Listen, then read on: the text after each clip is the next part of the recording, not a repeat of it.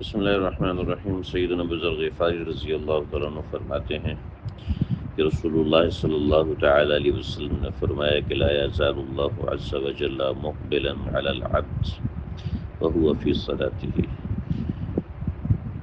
بندہ جب تک نماز میں ہوتا ہے اللہ تعالیٰ برابر اس کی طرف متوجہ ہوتے ہیں، ما لم یلتفت، جب تک وہ ادھر ادھر نہ دیکھے، فاذا التفت انصرف عنہ، جب وہ ادھر ادھر دیکھتے ہیں تو پھر اللہ بھی اس سے منہ موڑ لیتے ہیں۔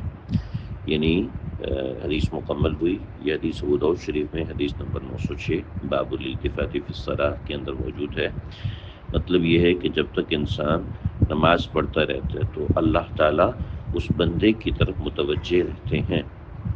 جب بندہ ادھر ادھر التفات کرتا ہے، التفات کا مطلب ہے کہ تحویل الوجہ یا تحویل الصدر یا تحویل العین، یعنی چہرہ ادھر ادھر موڑ لے یا سینہ ادھر ادھر موڑ لے یا آنکھیں ادھر ادھر موڑے، یعنی نماز سے وہ آنکھیں موڑ کے دوسری طرف کر لے، ادھر ادھر دیکھنا شروع کر دے، التفات سے یہ مراد ہے۔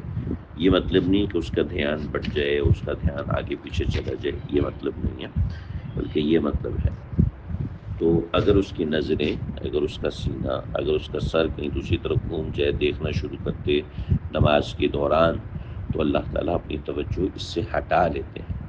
لہٰذا حد الامکان کوشش کرنی چاہیے کہ نماز پوری یکسوئی و توجہ کے ساتھ اور رجوع الی اللہ کے ساتھ ادا کرے، کہ اللہ کی توجہ اس بندے کی طرف رہے۔ اور ظاہری بات ہے جب ایک بندے کی طرف اللہ کی اتنی توجہ ہے تو انشاءاللہ اس کی صلاح بھی ہوگی، اس کو فائدہ بھی ہوگا۔